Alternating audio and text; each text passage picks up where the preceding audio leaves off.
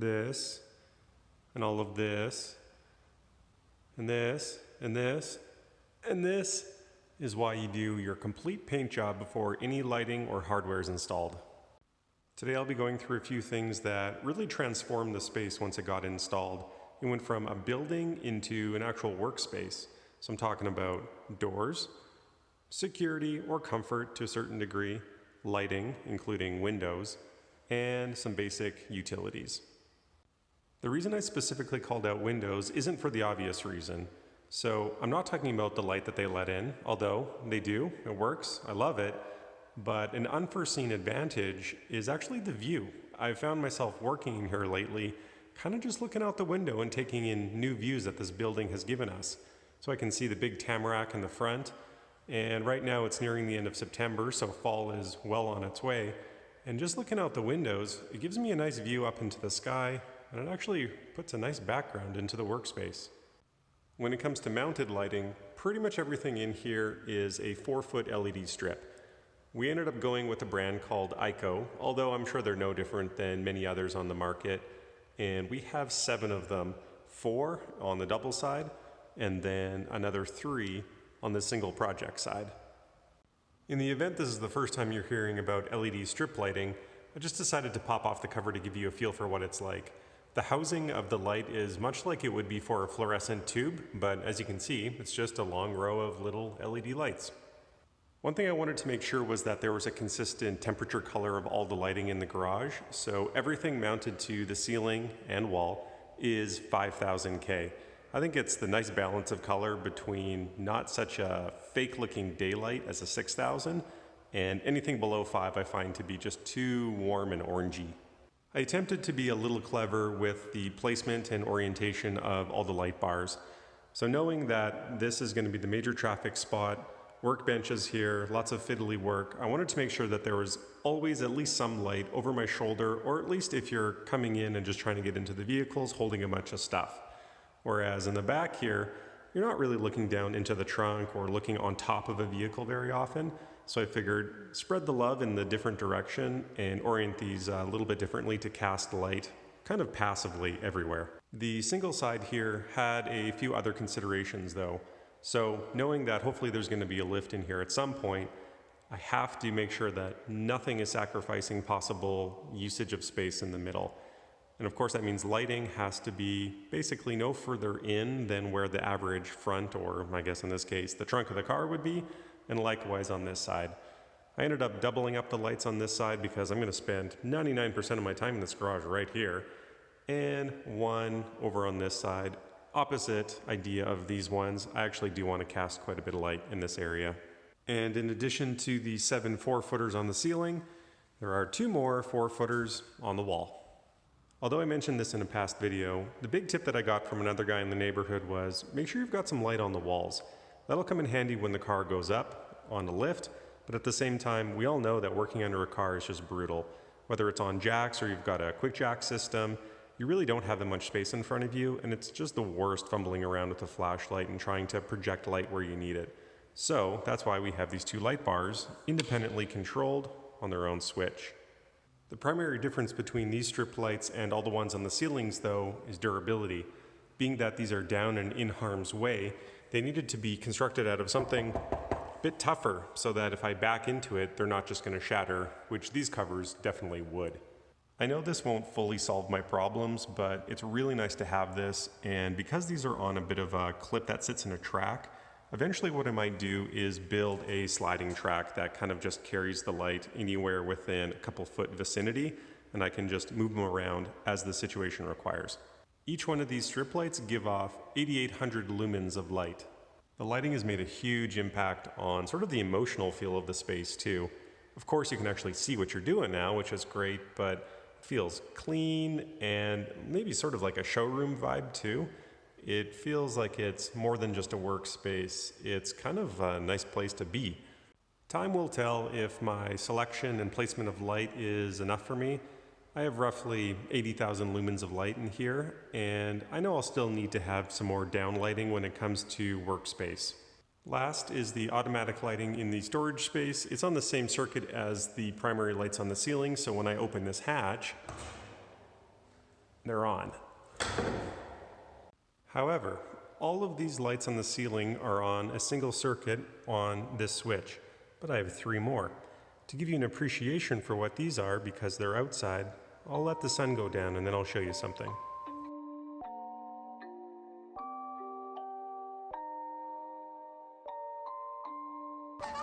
Rage on that beat, going crazy.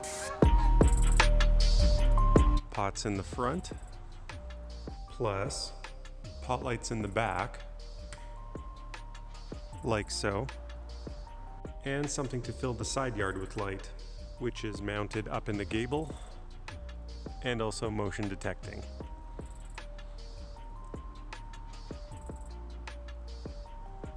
Which, when all combined at night, makes for quite a sight.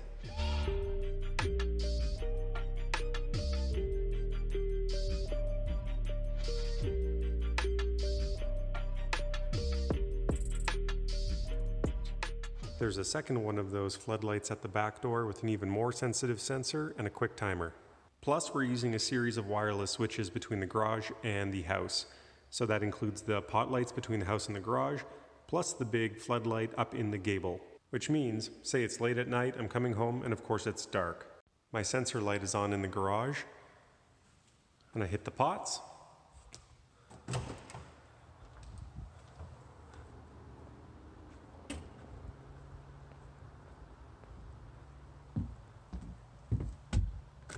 And I just turn them off. Likewise, let's say I need to make a garbage run out to the alley. Motion on the house, pots in the front, gable on the side.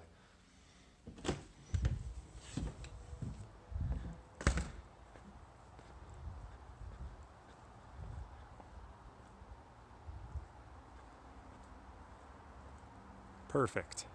Now, check this out though. This pot light is on the opposite end of the soffits, and these ones aren't.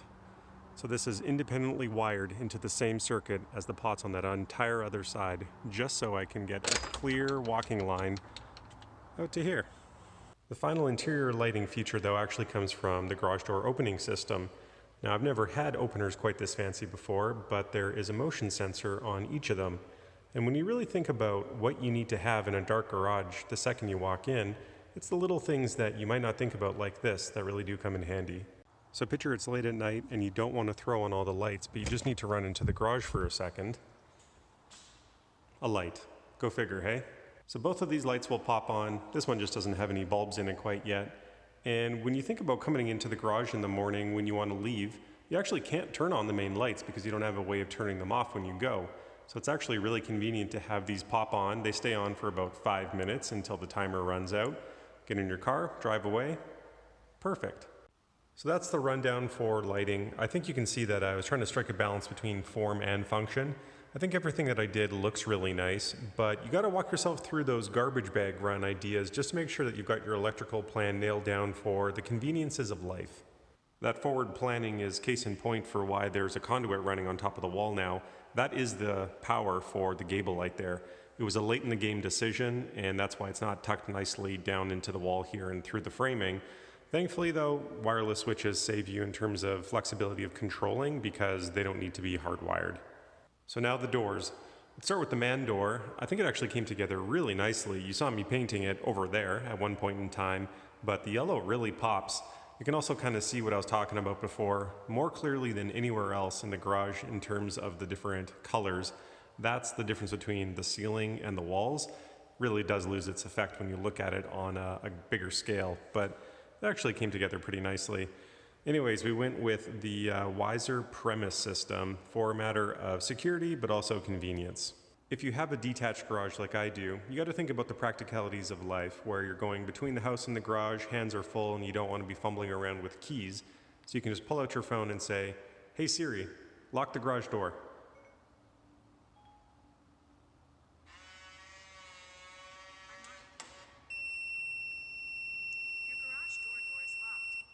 Perfect. And then since you have it set up on your home system, you can also see the status changes. So the neat perks of technology continue when it comes to the door openers. So we're using LiftMaster systems for both doors. This is the 8557W for the double door, and then we're running the 8500W kit for the single door. Both of them have MyQ, which is a pretty interesting system for those moments when you drive down the driveway and go down the street and go, shit, did we leave that door open or did I see it bounce back up for some reason? Well, there's no need to turn around because you can just pull up your app and then check the door status and then use the Wi-Fi enablement to close it if you need to. For those of you in participating countries, I'm also pretty sure that through the MyQ program, you can enable Amazon delivery drivers to have wireless access to one of your openers so they can drive in and put your packages inside of your garage and then close the door behind them. But of the two, this setup is definitely my favorite for a couple of different reasons. It's wall mounted, which is really cool. Back to the whole, I hope there's a lift in here at one point, that was the other really important thing that we had to solve for this side. Of course, we can't have too many lights in the way, but the track width needs to be wider than the car itself to make sure that it can go up unimpeded, which you can see it can, but also we don't have the room to mount a motor up in the middle, so we had no choice but to do a wall mount. One interesting thing I learned about wall mount motors throughout this process is that without this thing right here, there's an inherent security flaw in that unlike these types of chain-driven systems, you actually could go on the outside of this door and push it up with your hands and gain entry into the garage, if not for this, which is a manual, if you want it, or electronically controlled deadbolt. So let me open the small door here, and you'll notice that before the panels start moving up, you'll hear a pop as the bolt disengages.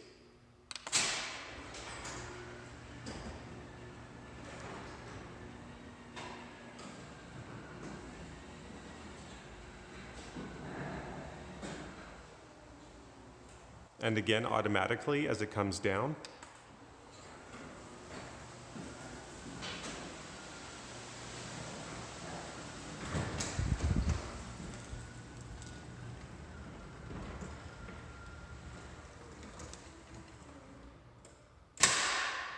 So although that the old motors in the old garage were only half horsepower and this is 3/4 horsepower, it's actually the motor and how it's driven which I think contributes to how quiet and powerful it is. So unlike every garage door system that I've been ever familiar with when I was growing up, this is actually belt driven, not chain driven. It's super windy out today, so my point about how quiet things are might be a little bit lost, but this thing moves like butter.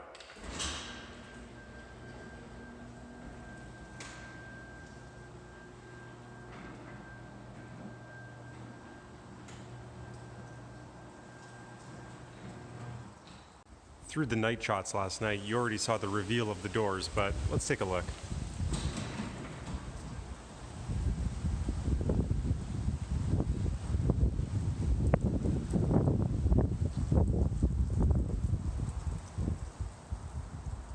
These doors came out beautifully, and now you can see the full color scheme of the garage come together. What you're looking at are the Elite Series flush mount doors from Barcol in charcoal gray. It's referred to as a flush mount door because there are no recesses anywhere. Every panel mounts flush to one another and all the edges are completely flat. So it also has a sort of satin-like organic finish on top of it because this is a steel door and you might be worried about how much heat that it picks up from the sun. But this finish actually reflects quite a bit of it back, and even under it there's still a little bit of a cedar texture to it, which gives it a great look.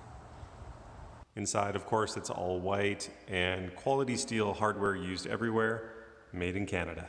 Further to my point about how they're able to reflect heat from the outside, both of these doors, being 8 feet high, have a lot of surface area, but they have an R value of 12.6. That's actually pretty high. If you consider the traditional old solid wood garage doors of our past, those have an R value of 5. So this is about as high of an R value as you can get in a door without going to a very specifically designed door for extreme insulation. This is very important information to me because living in a place that has a cold winter for probably about 5 months means we need heat to stay in too. So here it is, the Hot Dog. It's the only thing that made it from the old garage into this new one.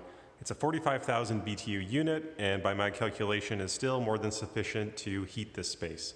Right or wrong, my genius idea here was to mount it on the low side of the ceiling and angle it in such that the heat would fill this space and it would roll across and then fill up the vault here. I was trying to keep the heat in the garage in the scenario where it's the dead of winter and you gotta move your car in or out really quickly and you don't want to lose all your heat, so I figured it'll probably collect up here and then once the doors close it'll sink back down into the space I'm working in. The final point of utility is irrigation. You remember me talking about that extra line of conduit that was running outside under the path to collect wires? Well, this is what it's for. So the irrigation has finally been run in for at least the back half of the lot, and we've got 4 active zones right now, 16 total in the future, and we've got this really nice sensor here from Rainbird. It's a controller actually. Also Wi-Fi enabled for when you're out of the house and you want to give it some extra water, turn it off, whatever. Tons of different settings, and honestly it's a lifesaver. You can tell from the outside that we just got sod put down, and you probably have memories yourself of getting fresh sod and having to stand outside at least once a day with the sprinklers running or the hoses and make sure everything is nice and wet. I've been out there once since we got this new sod in about 3 weeks, and I've just been letting the system run on auto. So it runs at about 3 o'clock in the morning and puts a couple minutes into each zone, and I don't have to do anything. I'm aware that talking about an irrigation system in a car guy type of video is certainly a side tangent, but I bring it up because when you build a building like this, it's hard to think about everything that you might want to do, but it is such a unique opportunity to get some different services and systems running that are actually kind of difficult to hook up after the fact. This work marks the end of the construction. Of course, like any good project, especially related to cars, the work is not actually done. I'm going to be continuing on this series in terms of garage upgrades, this bundle of speaker wires being one of them. What we've got already are 4 KEF Ventura 6s outdoor loudspeakers that are going to be going up on the outside of the building. Thank you so much for watching, as always. I know this was a bit of a long one, but I was hoping for it to be insightful for you if you're looking to do some upgrades or a build of your own for your garage. Can't wait to get back to work on the cars, and I'm going to hit you with one more video in this series to show a grand before and after of this garage build series. Please subscribe if you liked watching. See you next time.